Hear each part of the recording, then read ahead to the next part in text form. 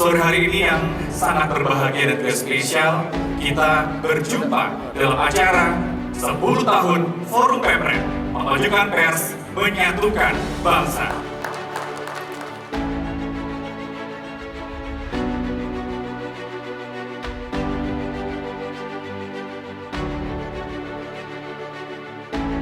Dalam kesempatan yang baik ini, saya mengajak pers untuk terus menjaga hak masyarakat untuk mendapatkan informasi yang benar, menghadirkan pemberitaan yang berdasarkan karya jurnalistik berkualitas, memerangi hoaks dan fitnah yang dapat memecah belah bangsa. Pemimpin redaksi Indonesia teruslah menunjukkan komitmennya dalam menjaga independensi dan kebebasan pers. Selama 10 tahun berdiri, Forum Pemret telah berkontribusi dalam mengembangkan pers dan proaktif dalam mencari dan mendorong solusi-solusi terbaik untuk bangsa. Dalam momentum ulang tahun ke-10 ini, Forum Pemret kembali membentuk tim yang kami beri nama Tim Perumus Ekosistem Media yang disingkat dengan TIM 10. Tim ini berasal dari internal Forum Pemret dan eksternal. Tim ini akan menjadi partner yang konstruktif sekaligus kritis bagi Dewan Pers dan berkolaborasi dengan para pemangku kepentingan dalam menyusun ekosistem media yang lebih baik. Pada acara ini kami mengundang 10 tokoh nasional yang selama ini kami anggap sebagai newsmaker. Mereka di sini akan menyampaikan gagasan dan pemikiran bagaimana membangun negeri ini ke depan.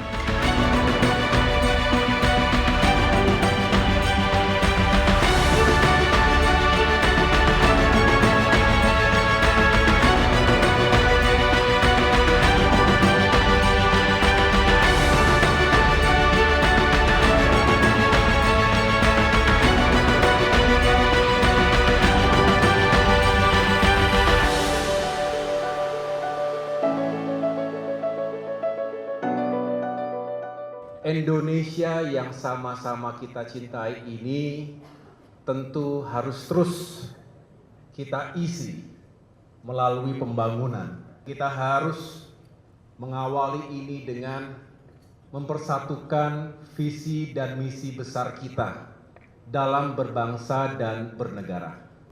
Permasalahan Indonesia tentu tidak terlepas dari apa yang terjadi di dunia saat ini, stagflasi.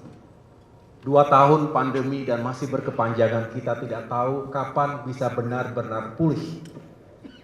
Lalu terjadi perang di zona perang Eropa, Ukraina dan Rusia, berpengaruh langsung pada pasokan komoditas pangan dan energi.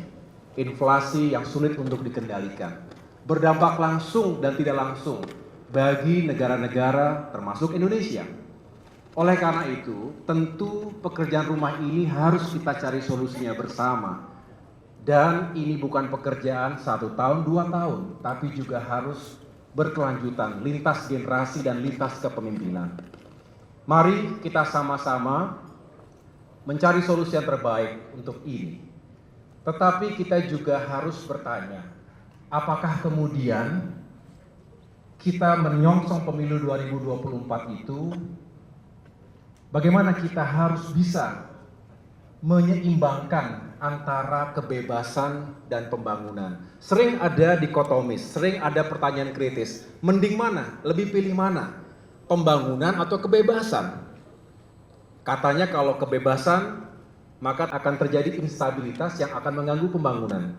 Saya berpandangan tidak perlu kita memilih, karena dua-duanya bisa kita jalankan.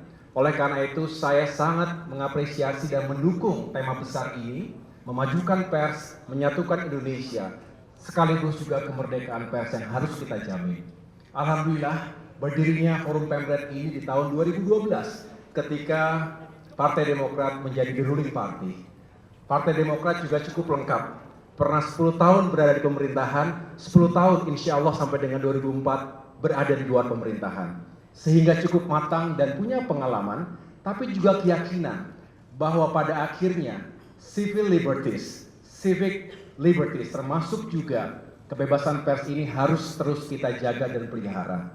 Jangan sampai kita mundur ke belakang tanpa disadari, kemudian terjadi kemunduran demokrasi seperti yang dipotret oleh sejumlah lembaga internasional, katakanlah Transparency International, Economist Intelligence Unit.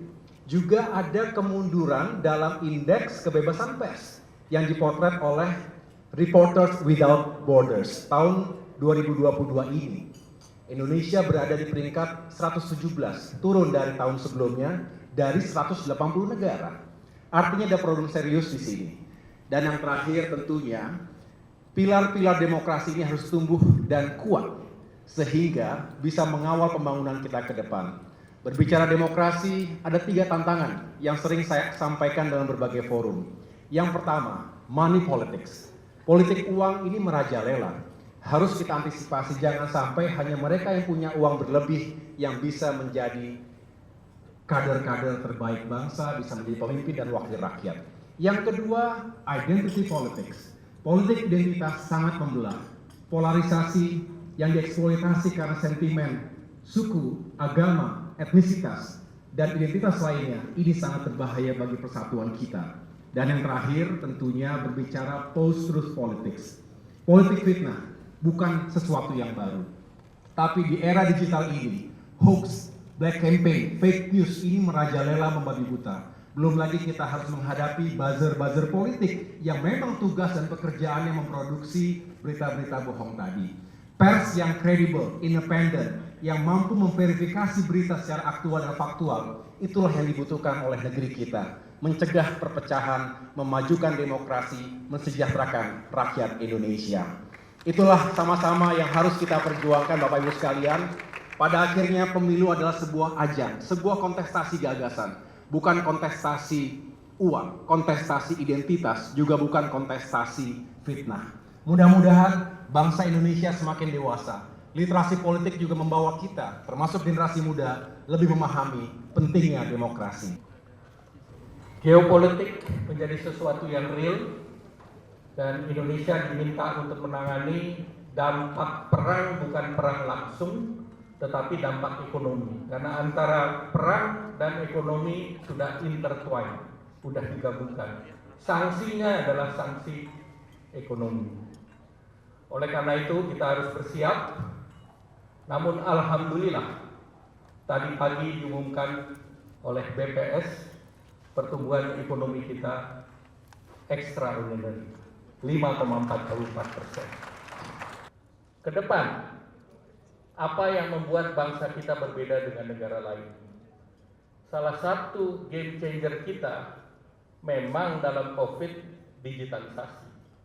Tetapi the man behind digitalisasi itu adalah lebih penting, yaitu talenta-talenta sumber daya manusia. Kedua, tentu pemerintah harus menjaga daya beli masyarakat. Nah, salah satu adalah bagaimana inflasi tidak dipass-through.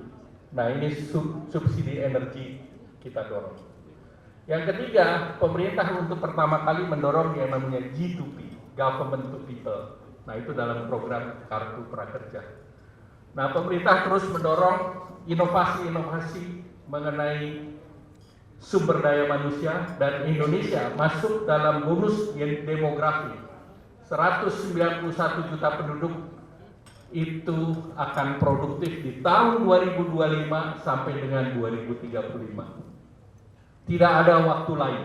Kalau kita ketinggalan kereta, kita tidak menjadi sejahtera sebelum kita tua. Kita ingin sejahtera pada saat kita tua. Nah, itulah bonus demografi menjadi penting. Nah, tentu terakhir kita harus mendorong bahwa pembangunan kita harus mengkapitalisasi politik persatuan. Semua hanya bisa terjadi karena kita bersatu. Dan di sini dalam forum Pemret dipersatukanlah partai politik. Kalau kita bersatu, selesai masa depan kita. Naik oplet ada himne. Forum Pemret, I love you. Forum Pemret mengambil tema memajukan pers, menyatukan bangsa, maka kata persatuan menjadi kunci. Dan kalau kita ingat, bangsa ini terbentuk menjadi sebuah Indonesia karena keinginan untuk mendapatkan kemerdekaan hakiki. Kemerdekaan hakiki itu adalah keadilan sosial bagi semua. Karena itulah memilih untuk bersatu. Berbagai unsur yang ada dalam bangsa ini, dari mulai unsur agama, unsur etnis, suku, dan lain-lainnya, memilih bersatu karena tujuan. Kita harus ingat, yang dipersatukan adalah tujuannya, bukan asal-usulnya. Sulit sekali membangun persatuan dalam ketimpangan. Sulit membangun persatuan dalam ketidaksetaraan. Bila media menjadi wahana untuk memberikan kesetaraan gagasan, kesetaraan kesempatan, maka saya yakin perasaan kebersamaan muncul, persatuan akan bisa muncul. Dan dengan begitu kita akan bisa meraih tujuan kita sama-sama. Mudah-mudahan Forum Pemret bisa mendorong objektivitas, memberikan kesetaraan kesempatan, dan ujungnya memberikan kepada semua kita persatuan untuk meraih keadilan sosial bagi semua. 3 level kepemimpinan yang berkontribusi di dalam mendukung persatuan ini. Yang pertama tentu pemerintah, presiden, dan seluruh jajaran. Yang kedua tokoh-tokoh NGO non formal di luar kepemimpinan pemerintahan. Dan yang ketiga grassroots yang sehari-hari bersama rakyat. Nah, 3 level ini menjadi contoh apa? Vaksinasi kita paling berhasil akibat 3 level kepemimpinan ini berjalan dengan sinergis. Di berbagai negara pro kontra vaksin saja memakan waktu. Di kita relatif bisa berseiringan dengan baik akibat semua level tokoh bisa berjalan bersama-sama bersinergi. Kita semua, kalau Pak Anies tadi bilang, sosmed menggairahkan, menghilangkan rasa takut, tetapi sosmed juga menjadikan rasa takut. Karena perang di sosmed juga penting untuk diantisipasi, karena pemimpinnya bersatu kok buzzernya sangat keras. Nah, karena itu perlu kita bersama-sama bertekad bukan hanya di level kepemimpinan, tetapi bertekad bersatu di level pasukan dan barisan. Semua orang bercerita tentang 2045 tahun emas, saya setuju. Tapi syaratnya 3. 1, jangan bertengkar. Urusan sepak bola, urusan pilpres, urusan beda baju, dan sebagainya. Ini negara kebanyakan bertengkar di dapur, di urusannya sendiri, sehingga tidak punya waktu untuk berkembang mengejar tadi negara-negara yang sudah maju. Kalau Indonesia mau selamat, gunakan selalu ilmu para alim ulama, supaya lahir adilnya para pemimpin dan lahir dermawannya orang-orang kaya dan diijabahnya doa-doa duafa. Destinasi wisata Indonesia memang indah menawan. Ekonomi kreatif dan UMKM-nya patut kita kembangkan. Ayo optimis, song-song Indonesia maju ke depan demi kebangkitan ekonomi dan buka luas lapangan pekerjaan. Kita bisa terus membangun 2024 menuju 2045 Indonesia yang sejahtera, adil, dan makmur, baldatun, thayyibatun, warabun ghafur. Saya sangat melihat optimisme dan peluang di depan mata kita. Mari kita sama-sama bergandengan tangan. Kebebasan pers adalah satu titik dengan beragam nuansa. Ada yang pernah bilang bahwa kita sudah sampai pada satu titik di mana kebebasannya kebablasan. Ada yang bilang bahwa restriksi dan kungkungan kepada kebebasan pers itu sudah hadir dengan beragam wajah. Sudah tidak lagi dengan sebuah rezim, bukan senjata, tapi dengan beragam hal lainnya. Yang ingin saya tanyakan adalah, apa titik keseimbangan buat bapak-bapak sebagai pemimpin masa depan kita? Di mana itu? Dan elemen-elemen apa yang pada dasarnya ingin Bapak hadirkan untuk menjaga keseimbangan-keseimbangan baru yang selalu hadir setiap saat dalam konteks kebebasan pers? Nah, peran pers sendiri tentunya tadi kita harus pastikan bahwa pers harus menghadirkan transparansi, tapi juga accountability. Harus ada accountability atau tanggung jawab dari sebuah. Kadang-kadang kalau kita lihat terlalu bebas itu tidak bertanggung jawab. Dan yang ketiga, adalah pers yang responsible, ikut bagian dalam membangun bangsa. Nah ini kita bisa saling mengkoreksi. Keempat, independence. Dan saya lihat pers kita memang independen. Dan terakhir, nah ini yang menurut saya perlu kita garis bawahi adalah fairness. Jangan sampai pers kita itu ada tarifnya. Gimana caranya kita memberikan ruang buat semua kontestan demokrasi, baik bagi yang ada di spektrum kiri, kanan, tengah, atas, bawah. Nah, disitulah peran pers. Saya harap pers akan terus memainkan peran sebagai yang ada di tengah, sebagai wasit yang jujur dan adil. Ada ratusan juta orang memproduksi informasi. Saya tidak punya media, tapi saya punya sosial media. Follower saya mengkonsumsi apa yang saya beritakan, dijadikan referensi, dikutip, dan lain sebagainya. Bagaimana melawan itu? Karena apa? Karena ada sisi gelap dari era digital ini, yaitu berita bohong. Tetaplah sebagai pembela demokrasi. Jadi kepada siapa lagi kan? Ini peristiwa viral-viral ya, isu-isu yang penembakan ini kan ke media lah kita bergantung mencari alternatif kebenaran yang ingin disampaikan. Jadi jangan lupa peran substansinya, karena sudah memilih demokrasi, tolong dijaga sebagai benteng demokrasi, tapi hidup di dunia yang begitu cepat penuh tantangan, tentu harus berani beradaptasi tadi. Jadilah survivor dari disrupsi-disrupsi ini dengan mau berubah. Barang siapa mereka mau berubah, insya Allah jadi pemenang, bukan pecundang. Media di era digital ini, terutama media mainstream, ini mengalami kewajiban untuk terus menyesuaikan diri dengan perkembangan itu.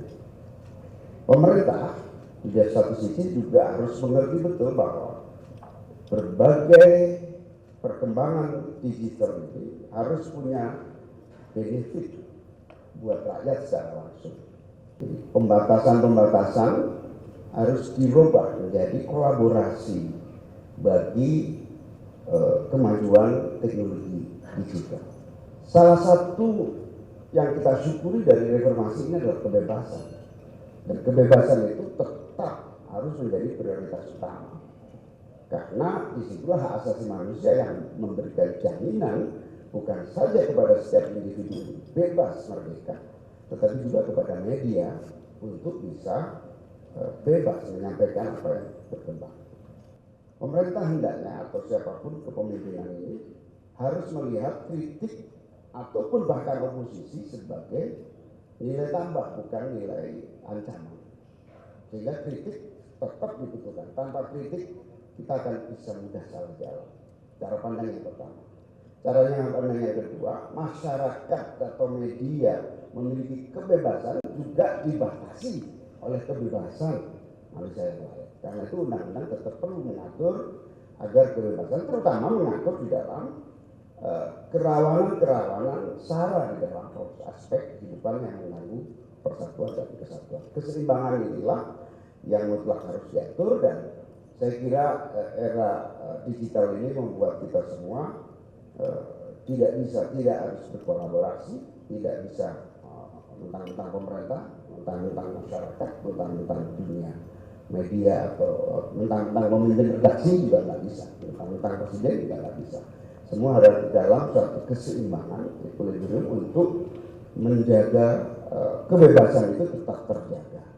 Nah, menjadi tantangan adalah apa yang akan diambil oleh media. Kita sering menyaksikan ada percakapan hari ini di sosial media dan ada percakapan di dunia nyata. Seringkali menjadi dua hal yang beda. Yang kecil bisa menjadi besar di sosial media, yang remeh-temeh bisa menjadi trending topik yang dibicarakan di sosial media. Sementara di masyarakat itu bukanlah sebuah urusan yang penting. Di sisi lain, ada yang urusan penting di masyarakat, mendasar dan tidak pernah menjadi trending topik. Nah, pertanyaannya, jurnalis mau belajar masalah dari mana? Banyak yang memilih untuk belajar masalah dari sosial media, lebih gampang, lebih simpel.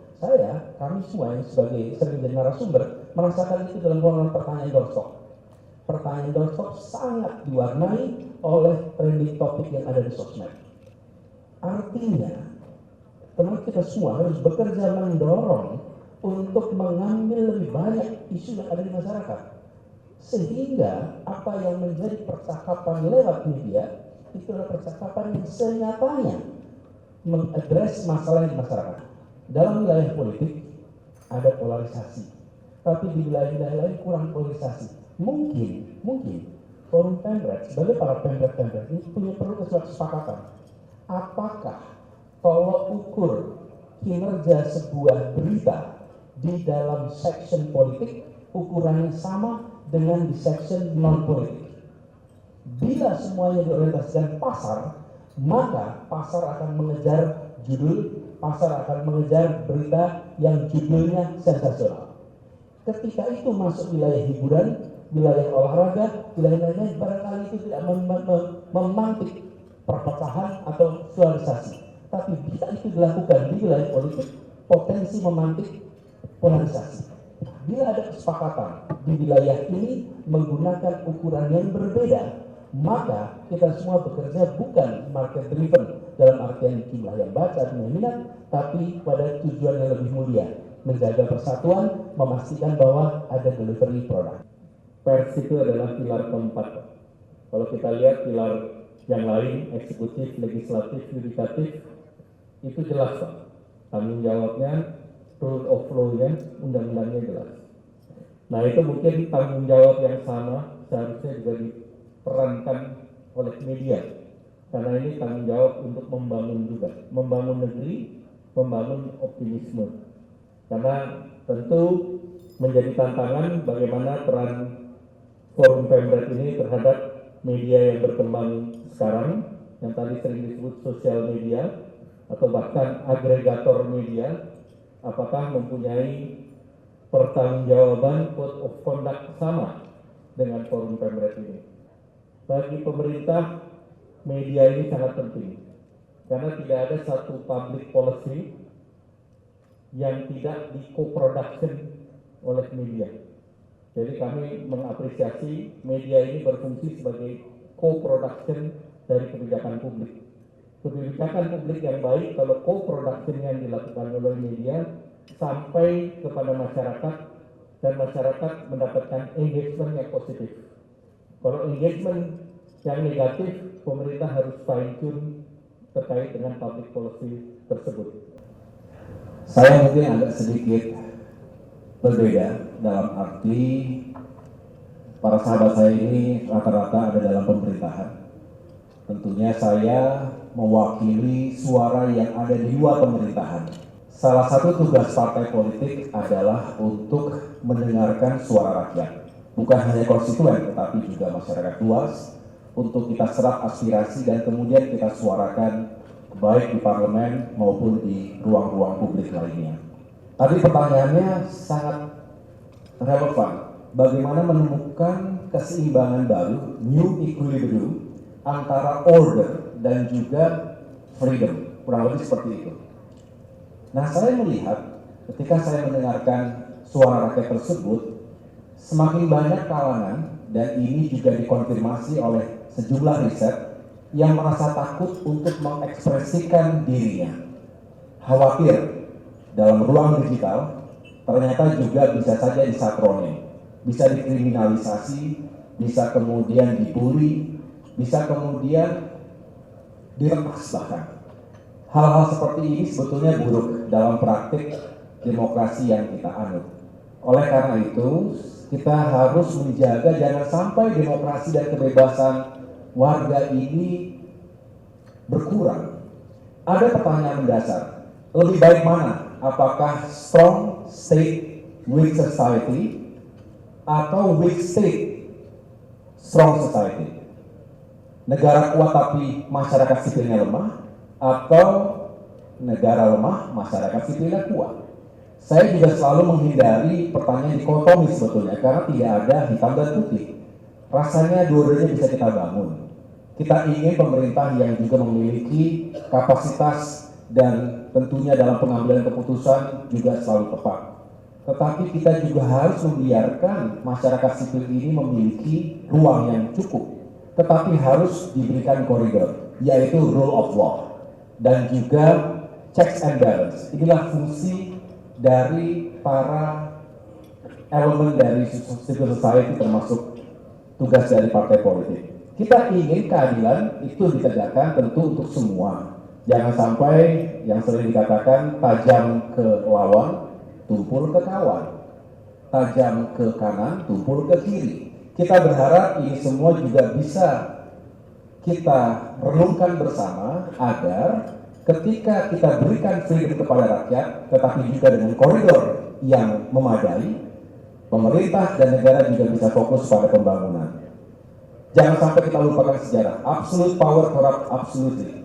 Tetapi juga jangan sampai absolute freedom bisa berujung pada absolute corruption juga.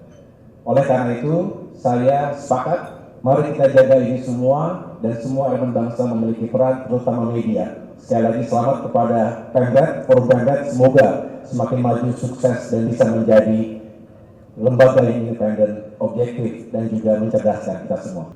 Saya dari tadi berduduk di sana, karena kalau bicara Kadin itu rumahnya pengusaha, rumahnya pengusaha besar, menengah kecil, mikro.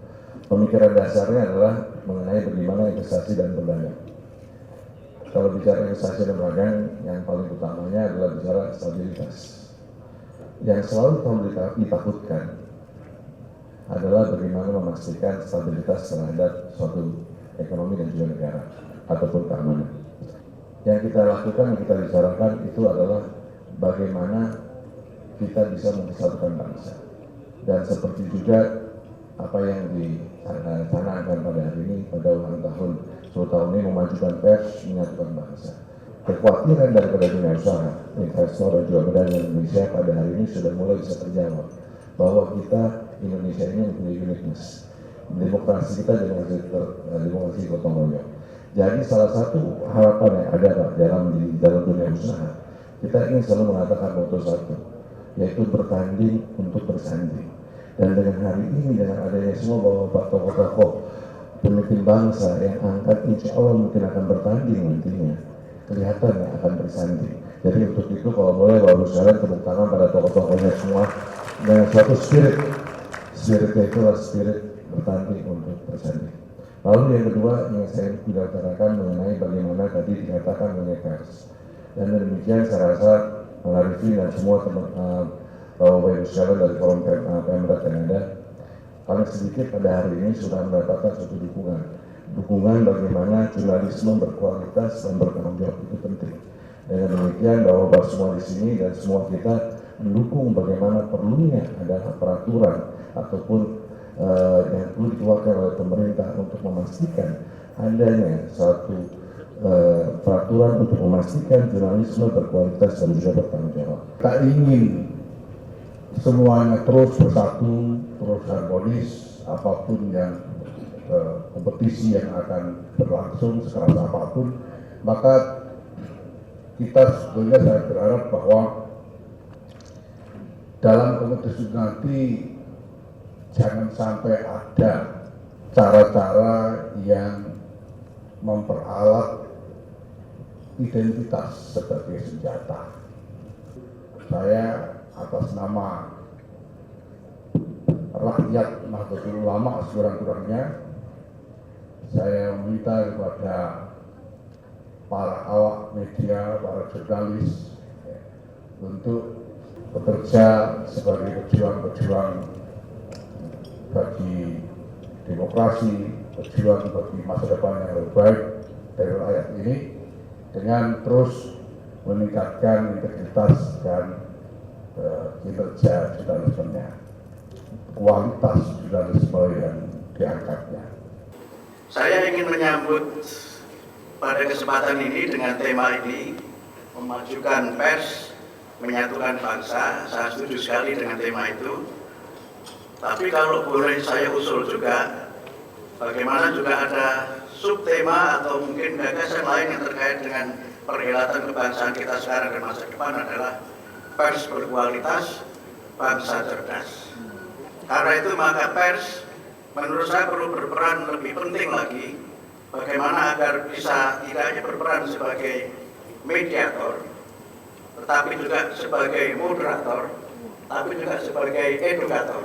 Saya kira peran ini menjadi sangat penting dalam konteks kita membangun suasana kehidupan demokrasi yang lebih sehat dan demokrasi yang lebih bermartabat.